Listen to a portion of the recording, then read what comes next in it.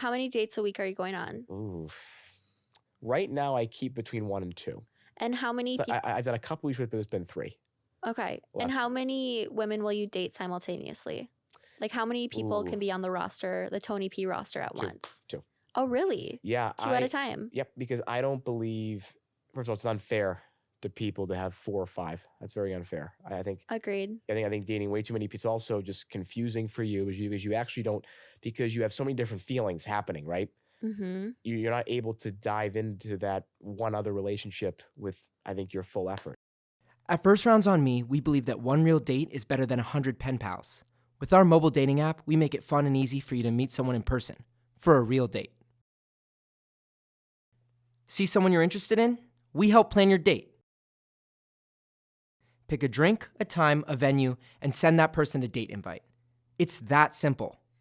Welcome back to Crowdsourcing Love. Today I'm here with Tony Polcari. Hi, Tony. How we doing, Marin? Thanks for having me. Hello, this is like so great. I've loved your whole chronicle, 28 dates. I think this is so cool. So I'm glad to be here. Yay. Well, thanks for coming. Happy Valentine's Day. Yeah, I totally forgot about that. Happy Valentine's Day. I It's like, know. what a perfect day to be doing this. I agree. You were in New York last night because you had an event with Lindsay Metzler, a mutual friend of ours. Sure did. Did you meet anyone cute at the event? I did, yes. I met a couple people. One person actually is going to be heading to DC with all of her single girlfriends in DC. So we're going to meet Ooh. up on Saturday. So that'll be kind of cool. So Ooh. we'll see how that goes. That's so really exciting. I exciting. met some really cool people. I was mostly playing host Yes. role, so I didn't want to, be. I don't want to take away from that responsibility of hosting, making sure there's a good conversation, facilitating that. But yeah, no, I met some good people last night. It was a lot of fun. Cutie. A lot of That's fun. so exciting. So okay, do you celebrate Valentine? Well, before we go into this, who are you, Tony P? I want you to introduce yourself so Ooh. people have a good feel of who you are. You got it. And Absolutely. then I'll go into more Valentine's Day stuff. You got it. No, sounds good Yeah. to me. So again, my name is Tony. People call me Anthony, AJ, depending on what part of my life you're dealing with. College, high school is AJ, and then Tony P is this new iteration as I've grown into the social media account. Created Tony P back 6-7 months ago now. It's crazy how quick it's been. And I just started posting, day in the life content, vlogging type things, like, kind of more of the under the hood of my life type of content, as well as cooking. And I love to cook, doing creative things in DC, recommendations of restaurants, food. I kind of had 4 or 5 different pillars all in one brand. Yeah. And I just thought, for a while that it would just be a nice little thing to kind of get my creative side out. I am a broadcaster by nature. I did that in high school and college, ended up putting that to the side and doing consulting and business. But I always have had that desire to go back and really do something that's creative, use my voice. That was your OG dream. The OG dream is to be Jim Nantz on CBS, hosting the Super Bowl Sundays. Oh, That's what we'll see me. wow. I can see it. Probably not going to happen, but we'll see, No, you have to manifest it. Right.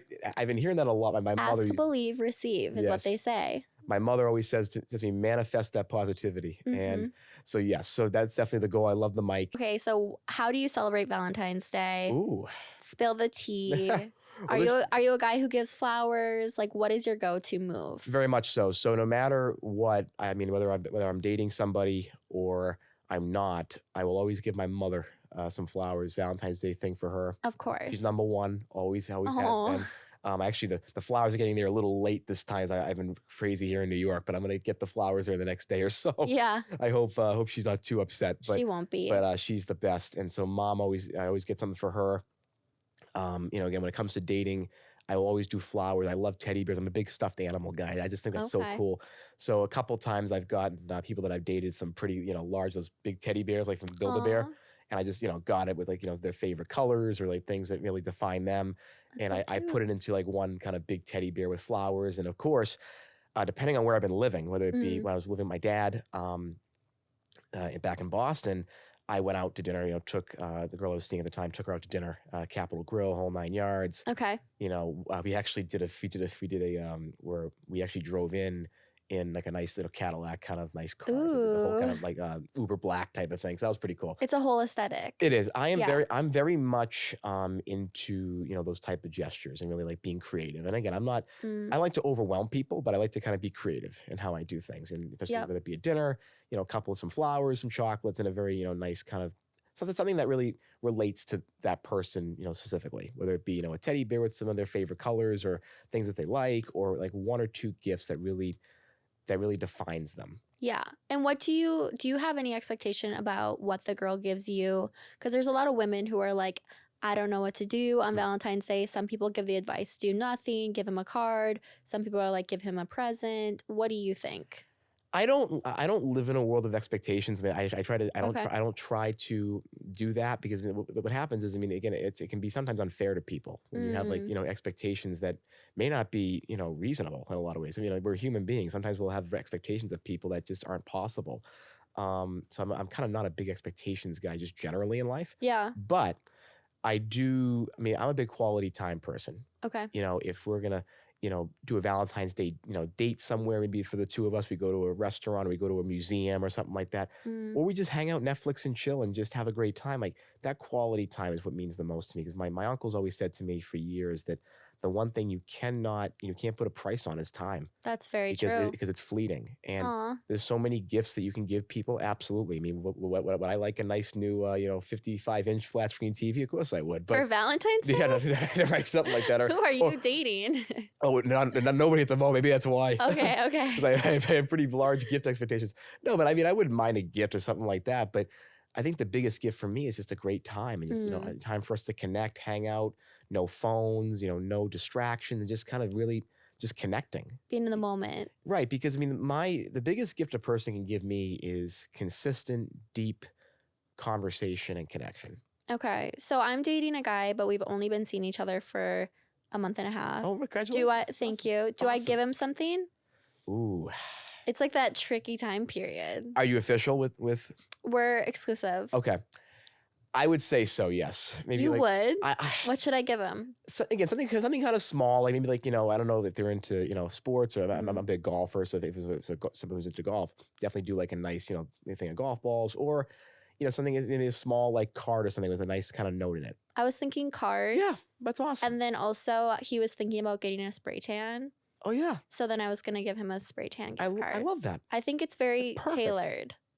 Like I said, like what they're looking for. They want to, they're into self-improvement. They want to get a spray tan. Go for it. Yeah. That's awesome. And I it's think- kind of silly. and it's fun. And again, I forgot to mention, like, experience. And experience, Yes. there's a new trend in the world going, like, people are gifting each other experiences. Yes. Because those things are also things that last for years and years and The years. memories last forever. Right. It's like, Mhm. is that the Disney World quote? I think it might be. The memories last forever. But Oh, yeah. I think it so. is. I think Yeah. so. I think so.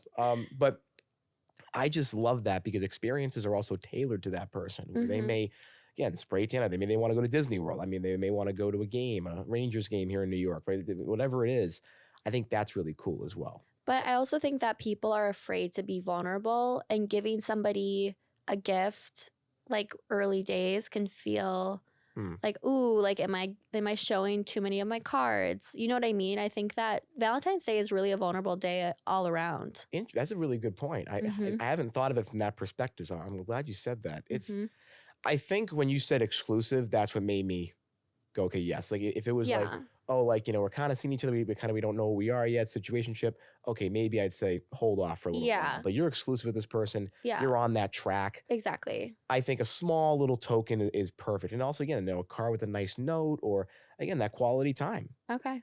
Quality time together, I think is so important, because, I haven't been married before. I haven't. Okay. But I've seen. You're only 25. Yeah, right. No, and I've seen a lot of good marriages. I've also seen some ones that didn't work out, including ones in my own immediate family. Yeah. And, one of the things that I've seen from the best couples has been that they've gifted each other time. They've gone on trips together. They've, done, dinner dates at the house, Netflix and chill nights. They've been so dedicated to those quality moments, no matter Yeah. Valentine's Day or any day. Yeah. That's such a good point. Definitely one thing that I've picked up on. And some people will say, well, you've been, you've only been dating, people, and, having a few relationships, and how can you give advice on dating? Well, I've also seen what it's not supposed to look like. I've also made a bunch of mistakes personally that have ruined really great relationships. Mm-hmm. And because I didn't, commit myself to, quality time and connection and openness. So I have experience through my faults as well. So, yeah. and also seeing other relationships that didn't work out that are very, very close to me. Well, I think that's the best way to learn what you want and who you want to be in dating is Right. by going out and trying things and 100%. failing and like failing upwards. So Oh, absolutely. I think that's great advice. So what's it like being single? Okay, sorry. What's it like being a single guy in 2024? Ooh, it's a great question. I think, for me, I think as we come out of it, we're kind of 4 years past the pandemic now. And I think there's still a hesitancy to go out and meet people in person. Yeah. I was very, very, I was hopeful after last night's event with Lindsay that the mixer we had, there ended up being a lot of guys that came to the event a little bit later, but they did. And there was some good interaction. So I have some hope that people it's kind of like when you get cold, you're starting to thaw out. I think the resistance to doing things in person and some of the, the social fears are starting to melt away. I think that's really great. But I do think there's still kind of a hesitancy to go and do something in person and go to a mixer or go up to someone, and just kind of ask them, hey, like, I'm Tony, would you like to, grab a drink or whatever? Like, Totally. kind of be forward in real life. So it's hard for guys to do that. I think it is. And a lot of it is, societal pressure. That's a big part of it. I think also, with, again, the invention of the apps, so many apps now, there's, you can count them on, 4 or 5 hands, how many apps you have, right? And it's easier just to, text and then meet up. Right. Which is fine. But I do think that you need to have a diverse array of avenues to date. I would agree. The apps, mixers in real life events, social groups that you have, whether it be a book club or a sports club. So I think Your that's network. the big thing. Yeah, I mean, and I think the biggest thing is, for 2024 for guys, you have to diversify your avenues. I like diversifying. You have to diversify your avenues. Yeah. It's basically like when you're investing, right? When you're investing, Yeah. you got to have multiple types of investments to make sure True. you're not too many eggs in one basket. And the second piece that I would definitely say about dating, being single, is that use this time to become that right person for somebody. I think that's a big one thing that I've been using this time for. And I've been dating, I mean, with the popularity of my page, and it's been a little bit easier. I was dating a decent amount before this all took off, but as I've grown into more dates and going out, 3rd, 4th dates with people, it's been really, really cool. And I've also realized that I have things to work on, whether it be in dating or, being a better cook, being able to manage my house in a better way, so that when I do have a significant other again, I am actually doing the right things and building a good foundation. There's a lot of the reasons why I've been in a decent amount of relationships, but they haven't lasted, is because I've made some foundational mistakes. Okay, that's really interesting. So I'm now practicing. It's like the Super Bowl. We just had the Super Bowl, right? We just had San Francisco and Kansas City, right? The losing team, the 49ers, are going to go back and look at the things that they did wrong foundationally. Okay, how did we lose this game? The defense wasn't right. This play call wasn't good, right? That's how you should approach dating. Okay, I had a few relationships that didn't work out. Why was that? What were the things that I did? Have some recollection, and then figure out, okay, this is what I need to do moving forward. I think that's amazing. And I also think it's great that you're doing both simultaneously because, again, you need that dating experience to know what you do and don't like. And so many people are like, I'm going to wait until I'm absolutely perfect. And it's like, you're going to be waiting forever then. You totally will. Yeah. There's always going to be something. But I think if you can be 75, 80% of the way there, you're in good shape. Yeah, I would agree. So you're Gen Z.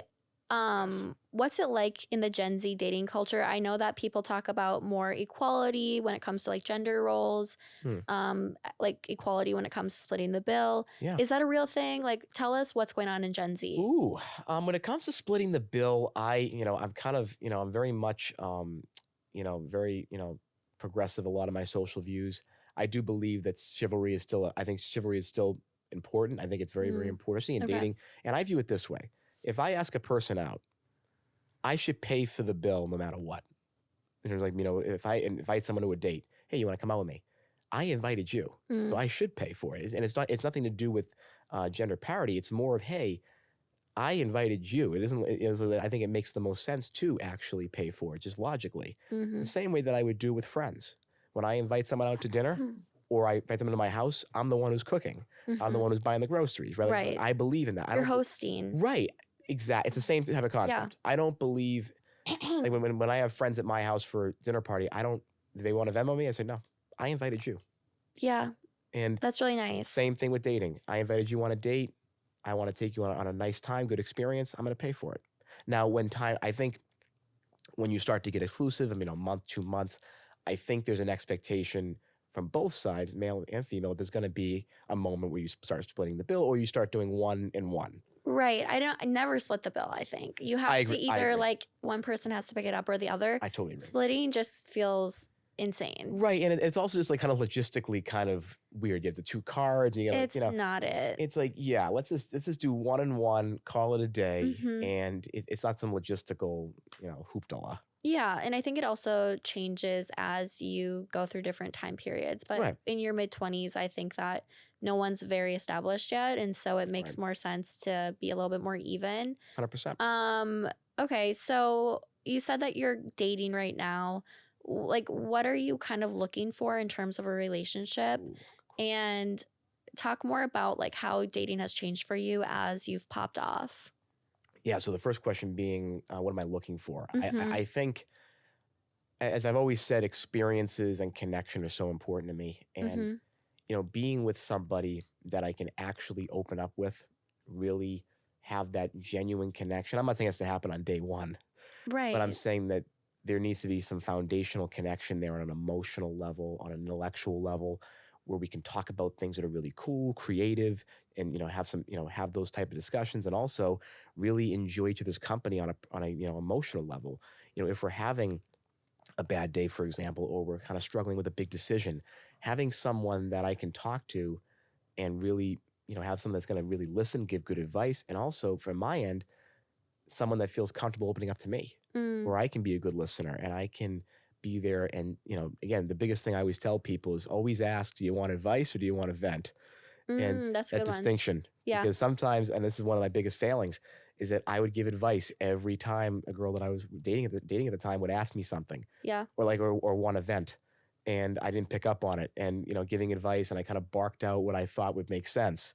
And that eventually did not work out long term. I love the self-awareness. So self-awareness is a big one. I think that, so again, the connection on an emotional level, being able to be my authentic self. I've heard a little bit in the media these days where people, some of the podcasts, guys will say, well, I don't open up to my significant other. I don't open up to my wife because she'll use it against me down the line. Oh my God. And I've heard that a lot. And I've heard it from, multiple different podcasts. And I mean, I have 2 answers to that.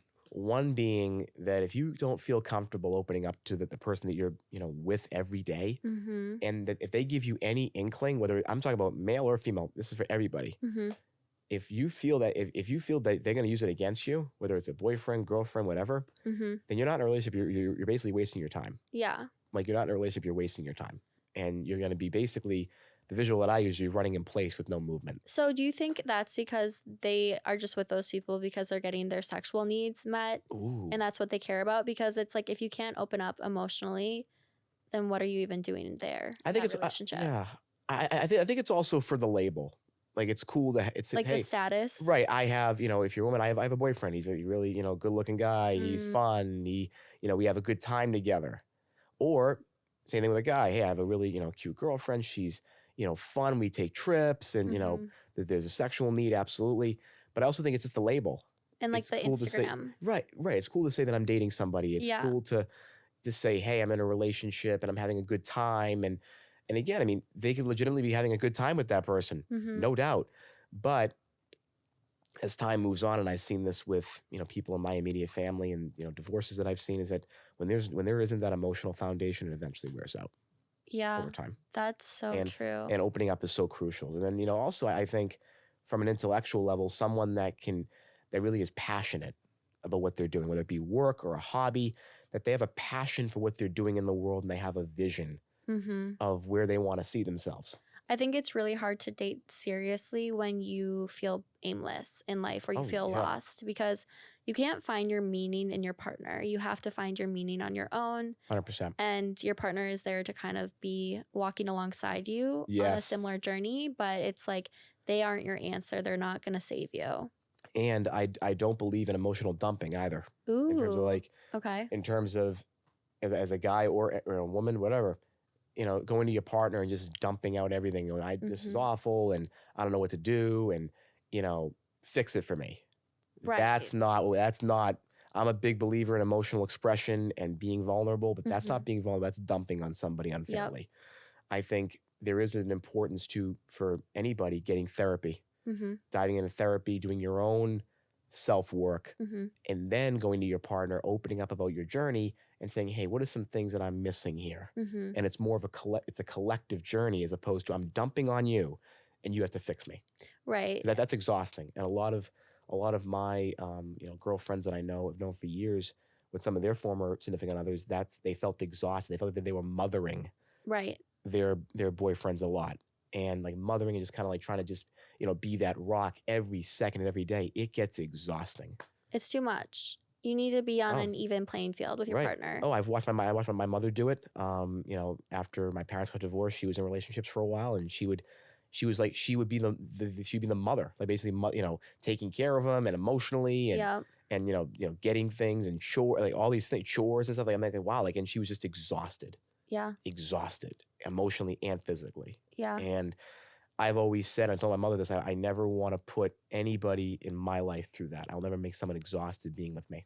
You want to be like, I feel like you're talking about like a giver and a taker dynamic. Yes. And I feel like if you're a giver yourself, you need to find another giver. And and if you're a taker, karma says you should be with a taker. And then good luck out there. It's like opposites don't attract in this case.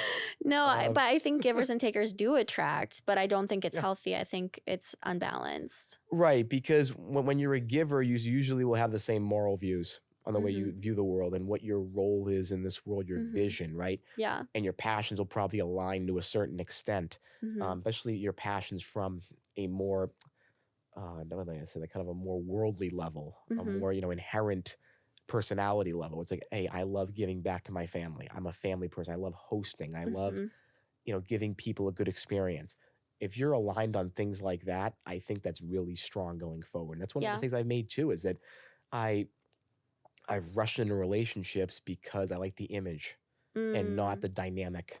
Ooh. And I've always thought, oh, I can fix the dynamic, or I did this a couple times with love bombing, a few times in relationships. I did that. Where you were love bombing? Oh, yeah. Oh, my God, Tony P. That was one of my biggest mistakes. I did it in college three times.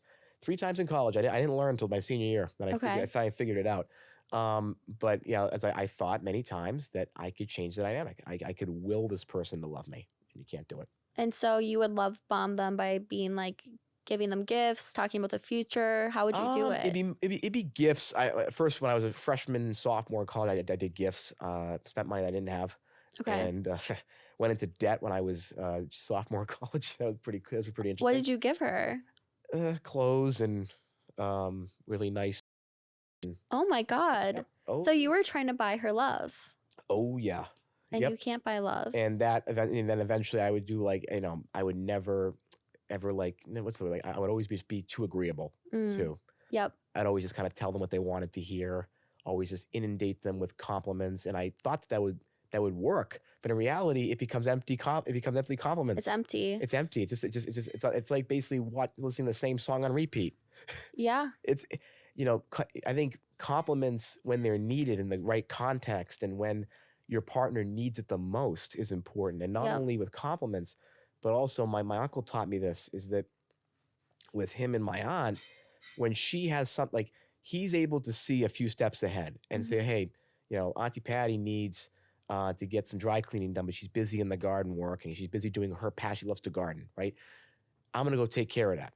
Yeah. And take care of 3 things ahead so that when she's done, she's like, oh my God, this is the dry cleaning's done. This is done. That's done.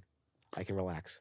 Oh, nice. I like that. And he always said thoughtfulness, or he says, he's still alive. He always said, and he says to me that thoughtfulness is always, I think, because a compliment can be empty, but thoughtfulness is the greatest compliment to somebody. That's really true. Because you care about that person. You give a thought, whether it be a gift to somebody or, just a rant, another friend of mine who lives out in Arizona, really great guy, in his 60s, has a wonderful family, 5 kids, just a beautiful soul. And this is from guy to guy, he's a beautiful soul, great guy.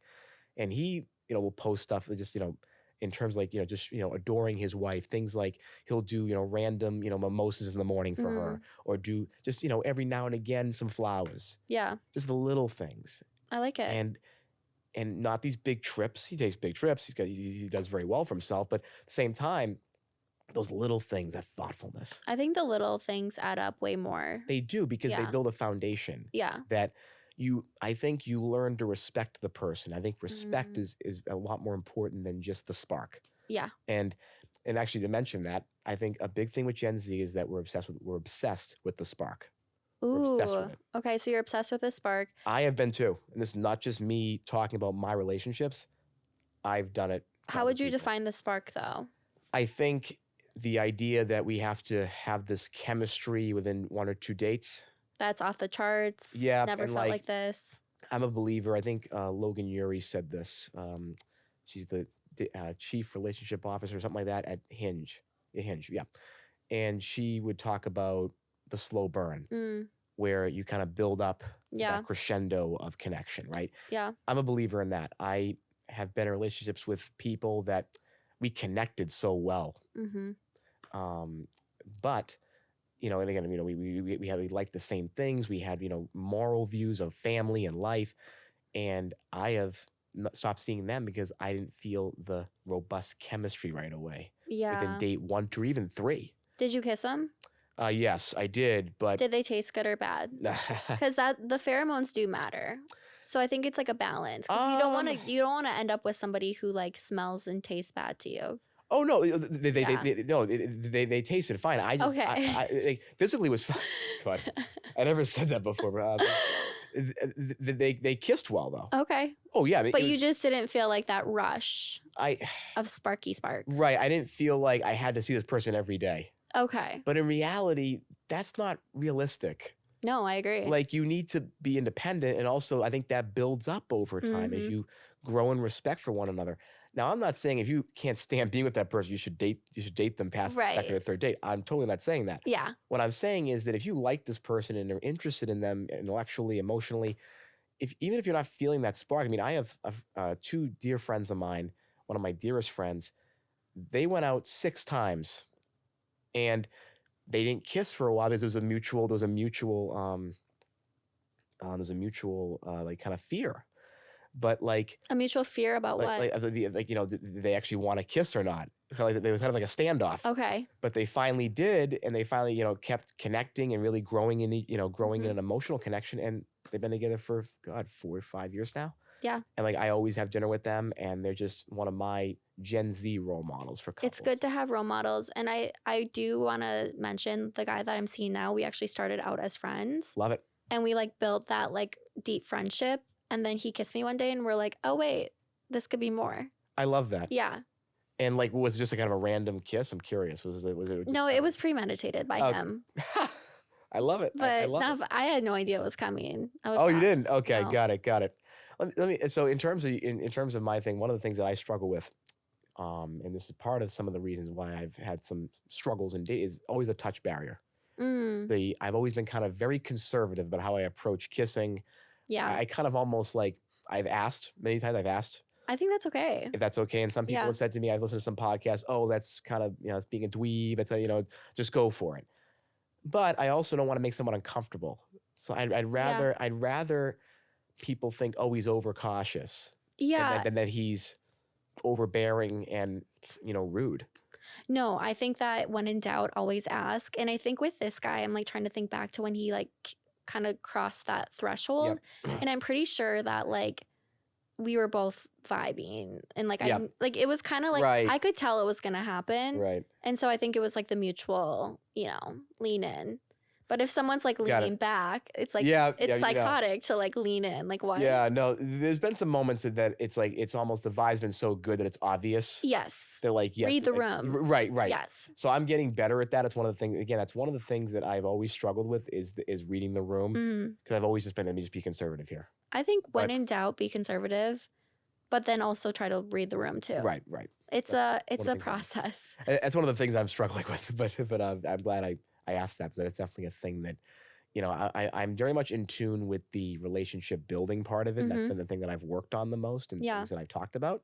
But when it comes to some of the more like the tactical stuff, I need to get better at. So that's one thing I'm working You'll on. learn and you'll grow. You're 25. You have so much more to go. Okay, wait. So you didn't mention like how your dating life has changed since you popped off. Yeah. So are you like getting DMs? Like what's going on? Yeah, so I've actually gone off the apps because I've had a lot of too famous. Yeah. I'm just kidding. I will never I'll never oversell my popularity. I promise you that. Yeah. No, I have actually been getting a lot of DMs that I've gone on dates with people that not only from Instagram or Facebook actually, but also LinkedIn. LinkedIn is a very underrated dating app. I agree. LinkedIn's been really, really cool. So I've gone on dates through those sources, LinkedIn, Instagram. Also, a lot of followers will hook me up with their friends. Set you up. So they'll DM me and say, hey, I got a friend for you. Great. I'm always open to seeing somebody. So that's been a big way for it too. Also just friends, mutual friends have wanted to set me up, and that's happened a lot too. So with all that, all those irons in the fire, it's been a little bit, it's been a lot of dating, which is good. I've enjoyed it. How many dates a week are you going on? Ooh. Right now, I keep between 1 and 2. And how many people? I've done a couple weeks with, but it's been 3. Okay. And how many women will you date simultaneously? Like how many people can be on the roster, the Tony P roster at once? 2.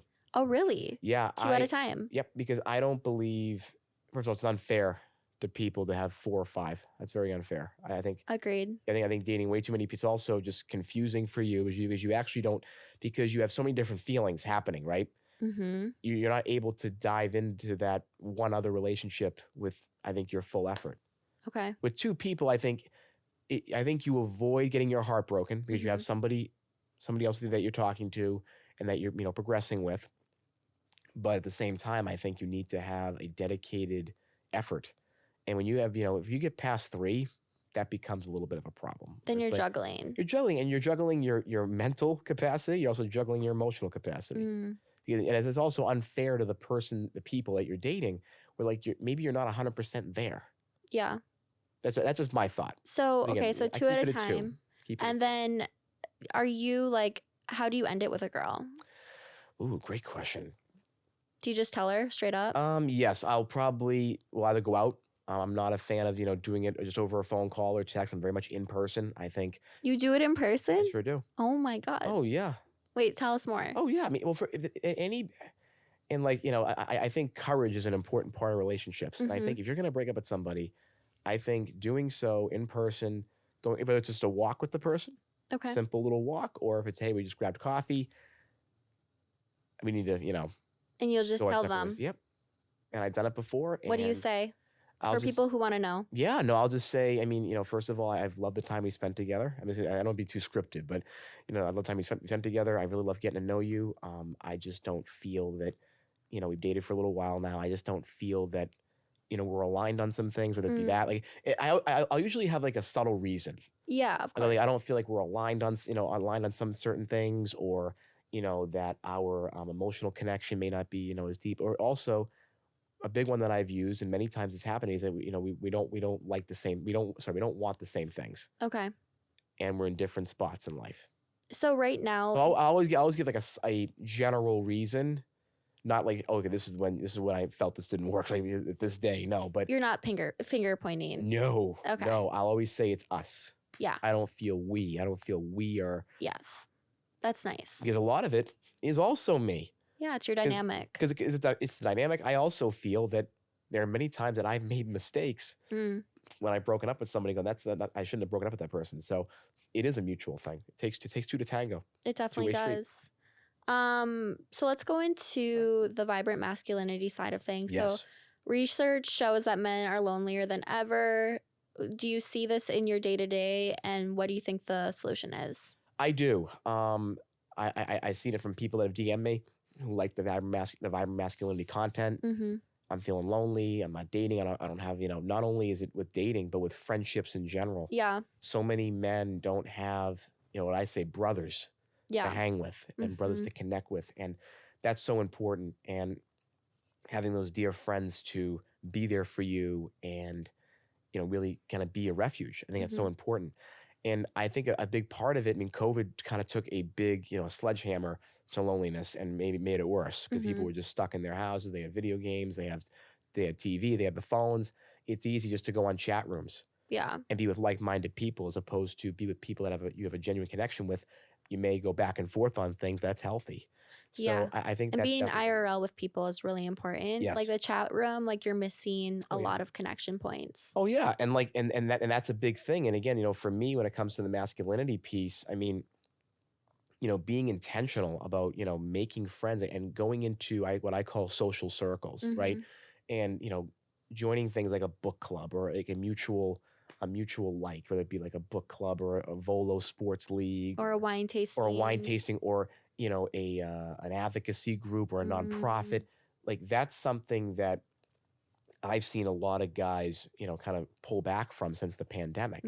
So there's kind of a lack of going out, a lack of connection, but it's changing. I mean, from what I saw last night again with some of my friends in DC, people are going out again, which is good. They're going to bars again. They're going to nightclubs. I'm not a big nightclub guy, but they're going to bars and different restaurants. And it's improving. I think it definitely is. There's still a loneliness crisis. I think part of it is because, again, there is, a level of, again, this kind of, it's easier to be inward and just stay at home and not put yourself out there and not be tested and not deal with rejection. People hate rejection, and men do too. Yeah. I don't care how strong you are, we all hate rejection. Of course. And men are people too, and they have emotions. They have connection needs. Right. And I think that, again, the COVID played a big role in that. But I think a big piece has been also, the kind of the lack of emphasis on these social groups where you can kind of come together and, it's kind of like the whole theory of like kind of like back in the day, like neighborhoods were so close.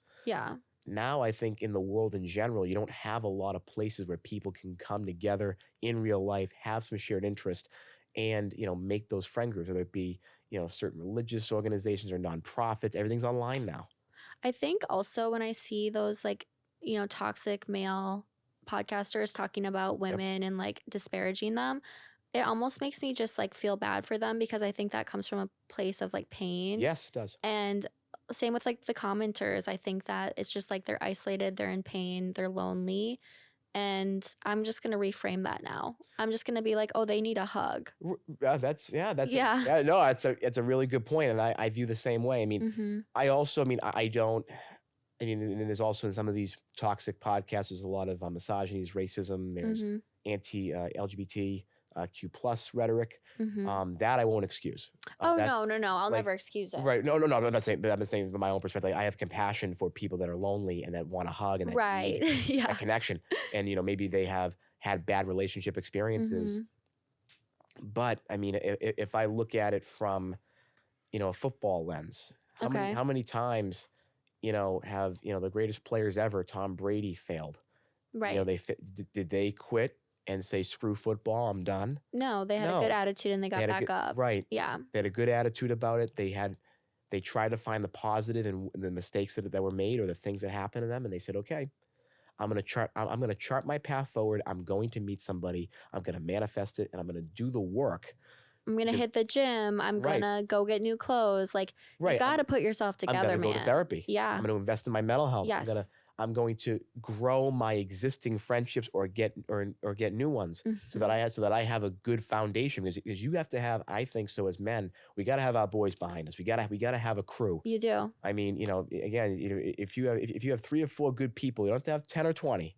You got 3 or 4 good people and you're in really good shape. I agree. I think because again, those men keep you grounded, especially men that are emotionally mature, men that will call you out, men that will support you, but also, sorry, not call you out, they'll call you up. They call you up and call you out. I think having a friend who will call you out sometimes is okay. Right. If you're not acting right. Oh yeah, and I have a crew of guys that all do different things with me. Some, one's my cheerleader, who, and one's kind of the person that says, "Hey, wait a minute, think about this differently." Yeah. What's going on? Maybe read you the riot act. Yeah. Right. Like totally. Like we need that as guys. We all need that. I mean, and also the one that I can talk to emotionally. I can engage with emotionally. It's a couple of guys I can do that with, and that I can talk about my aimless thoughts sometimes. I go, hey, what do you think about this? I love that. And I think that's so important because, again, when you build relationships with your crew and you build it on an emotional and personal level, I think you can take some of that and apply it to dating. It's not the same, but you can apply some of those tactics to it. And those skill sets and those connection points. Exactly. Yeah. And that's a big thing. And the problem is a lot of guys, their crew are these podcasters. Oh, shit. They feel that's their home. They feel comfortable with all the commenters in the comments section. And that's their home. Oh my God. It's home for them. It's home for them. And again, I mean, a lot of it happens just kind of by accident. And I did an experiment with this. Like, I almost went down the rabbit hole in the YouTube sphere, the manosphere, right? Because what happens is I might like a post by somebody that's talking about, men, working out and, being better people, really, striving to, learn a new skill, right? Yeah. And then YouTube or something else will suggest another thing. And then it gets more and more. And then they pull you in. Yep. So a lot of guys, I don't blame them in a lot of ways for getting there. What I do believe is that we as guys have to make sure that we're building things with our boys, with our friends, with our families, because when we have those foundational roots put together, our mental health, physical health, we can understand that these podcasts are not good. Yeah. Because what will happen is a lot of these podcasts will say things that are objectively true. They'll say, yeah, men are lonely. Men aren't dating enough. Oh, wow, what a great insight. XYZ podcaster. Yeah. But what brilliant. But then what happens is, because they had one good thing that they said, men need to be better working out. We need to be better, when it comes to our physical relationships. Yeah. Then they lay on the 45 pounds of awful stuff. Yeah. And the misogyny. Sometimes, as Professor Scott Galloway, who's in here in New York, he says, a lot of these podcasts are two ways. They're either thinly veiled misogyny, where it's very, very secretive, where you kind of can't tell, but you kind of see a trend, or they're just blatant. Yeah. And what's so funny to me is, how do people have 4 or 5 hours of time? These podcasts are like 3-4 hours. I know. How do you have all that time? It's like, you're just brainwashing yourself. Right. Yeah. And that's the thing, because again, it's comfort. It's what we want to hear, not what we need to hear. No, I agree. And again, I hate to say, I'm not hating on guys here. I'm hating on their influences. The influences. Yeah. Because there are so many good men that have been corrupted by this. And I almost was too. Honestly, it's scary, and you're also like a positive force. You're a positive influence. So when it comes to vibrant masculinity, did you create that word? I did, actually. Okay, what is it? Yeah. So vibrant. So I'm not. I don't try to view things as healthy and toxic. I don't love it. It's the same way I view as some of the podcasts where they pit for guys. They pit us versus them. They make dating an us versus. I hate that. I'm more of somebody that likes to talk about qualities. So I think there are many men that I've come across in my life that have had very vibrant personalities. Okay. And they have had wonderful marriages. They're well off. They've done very well, socially, professionally, and they have a warmth to them. They have a positivity that radiates from them. And I've seen many of the men in my life have had that, and they've had a brilliant way of bringing in their masculine and feminine. Okay. And bring it together in what I call the synergy. Okay. Where they bring them both together and they have a nice push and pull. It's like perfect. And they know when to embrace their masculine. They know when to bring the feminine in, and they do it effortlessly. So that's when I kind of said, well, over the years, so first of all, I was raised by predominantly women. My grandmother, my mother, they're my full time. My dad, I saw a couple of days a week. And my mother, I would see every weekend and all that. So I kind of had more female influences in my life. So I kind of saw things, more of the nurturing and kind of warmth, and bring, kind of more of that, the uplifting stuff. Yeah. And also, as years went on with my dad, my dad and I, even though my dad, is a guy's guy, you look at him, he's a guy, he's a football guy, loves golf, and I do too. But, my dad and I would open up over the years as I got older. Yeah. And I saw my dad cry. I saw him, not only talk about things in his life and go through them with me, but also allow me to confide in him. So I had these two things working at the same time. Yeah. And then I saw a man that was able to be somewhat vulnerable and be able to listen well. Yeah. And really give good feedback, and also having the female influence.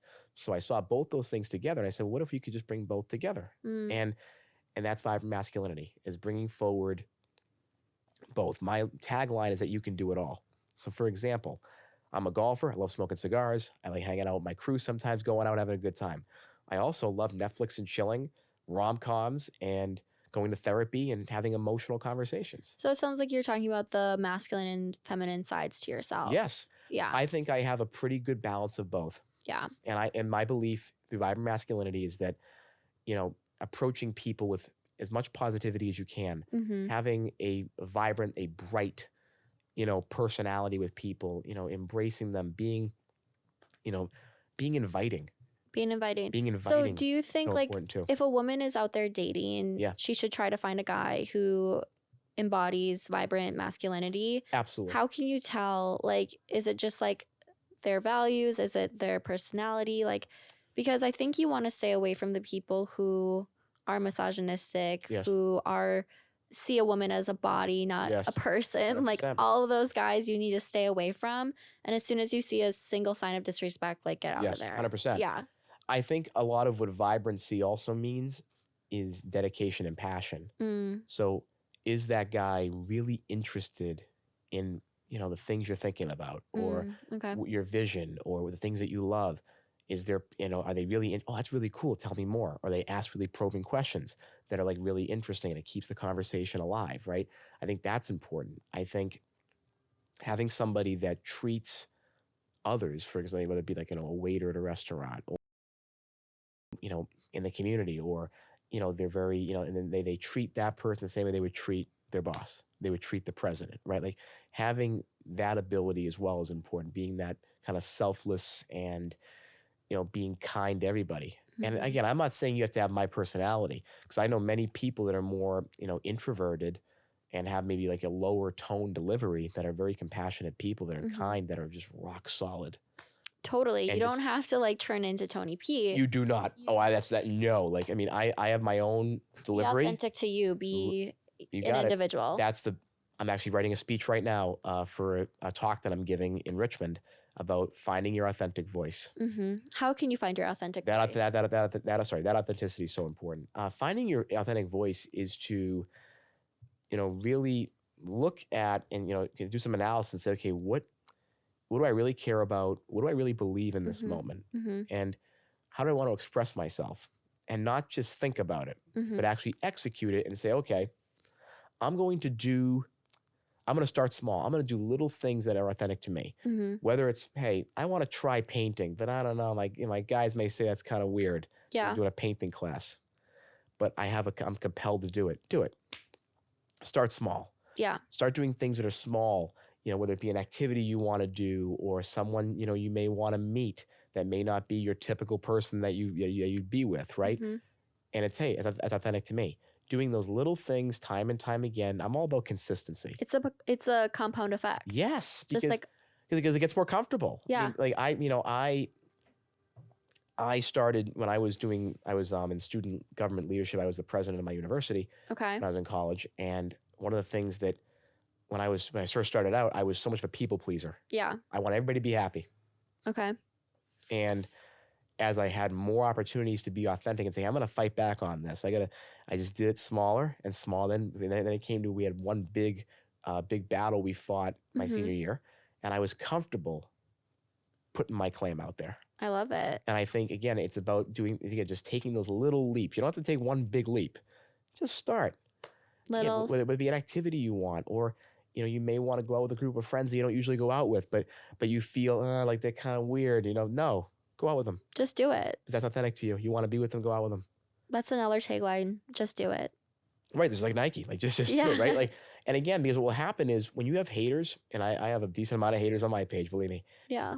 I know I'm authentic. So when they come at me, I go, you don't even know what you're talking about. Because you're in alignment. Right. When you're not, and people poke at you, you're kind of like, oh, maybe they're right. And that's when you try to over-explain yourself. Exactly. And I always just say, like, be in alignment, never explain, never complain. And some people don't like that, but it's so true. When you're confident in what you're doing and you know you're doing what's right, then you don't feel defensive. Right.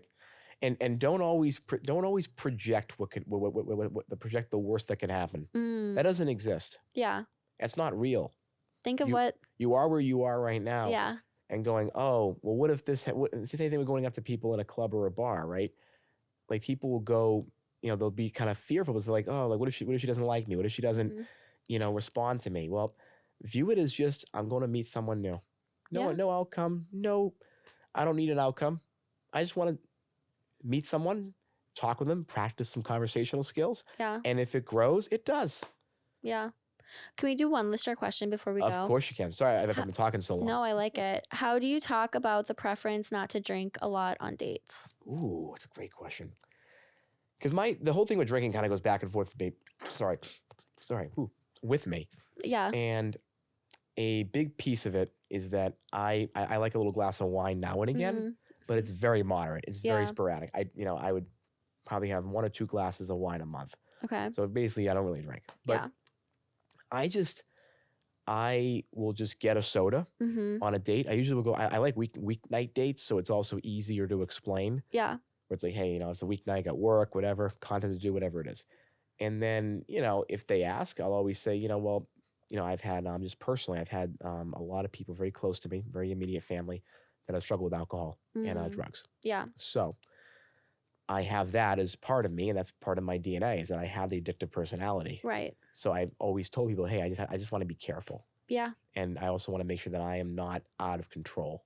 It's very responsible. And I don't like what it does to me, and I don't like what it does to people after a certain amount of drinks. And I'm not saying don't drink. I'm not a preacher. I don't preach about that. Yeah. I think if you want to drink, you absolutely should, because you know what? This alcohol can taste good.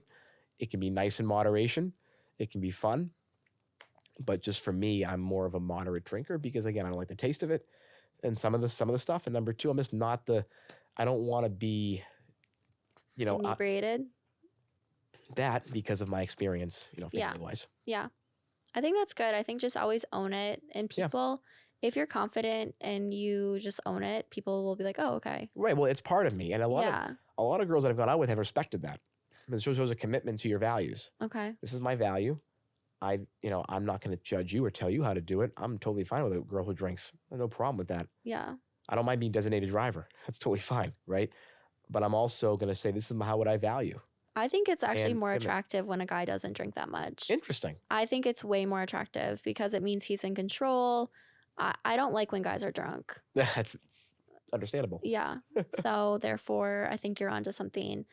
Before we go, what's your biggest piece of dating advice and where can people find you? Ooh. So in terms of advice, the biggest mistake I've made has always been thinking about the outcome 5 steps ahead. Okay. We had 2 great dates. I'm going to be with this girl. And my whole personality has changed. Okay. And it's like, it's projecting. It's, I end up doing, I did things like love bomb. I would love bombing and other things. And then I would make mistakes. Yeah. 3rd, 4th, 5th date, it wouldn't work out. My biggest advice is to literally stay in the moment. It's like when you play sports and you want to win the game. Yeah. Right? Think about the next play. Think about the next date. Think about the next conversation you're going to have. And look at that person as someone with really cool thoughts and feelings. They're a human being. Don't look at them as an outcome. Yeah, I love that. Too many times we think about outcomes, and I've been an outcome-based thinker for most of my life. I'm breaking through it now, and because of that, with dating, my dating actually gotten better because I just don't think about the outcome. If it works out, it does. If it doesn't, don't think be more focused on the process because that's where the magic is. Exactly, because you'll ignore connections that you could have made because you're thinking about, oh, I have to say this a certain ways. I want them to say yes to me to be in a relationship, to be my girlfriend, for example. Yeah. Instead, go out there and just think about the journey. Where's our next conversation? Where's our next date going to be? Yeah. Whatever it is, enjoy it. And also check in. How do I feel with this person? Are they filling me up with energy? Yes. Or do I feel depleted every time I walk away from them? Oh, yeah. And please, for everybody, guys and women too, like, don't look at it as I have to impress them. It's a 2-way street. You both are trying to get to know each other. Yes. And when you look at it that way and check in and go, how am I doing with them? But hey, how do I feel about them? When you make it a 2-way street internally, you feel better. The pressure's a lot lower. Yeah. Because you're not, I have to impress this person. And then what happens is you put someone on a pedestal and that turns them off. Totally. Yeah. So never put them on a pedestal. Right. Think about, again, like you said, are they filling me up too? So important. It's reciprocal. Yes. Well, thank you so much. Where can people find you? Yep. So on Instagram, you can find me @_Tony P in DC. Okay. Hopefully we'll get the underscore away at some point. Yes. That on Instagram, also TikTok @Tony P in DC. And we're working on a YouTube page. That'll happen some point soon, but only Instagram and TikTok at this point. Amazing. Watch out for that, guys. He's amazing. Thanks again for your time today, Tony. Thank you for having me. This was so much fun. And the questions were so deep. I really made me think in a really cool way. So I love that. Well, thank you. Thank you. So okay. Bye, guys. Take care.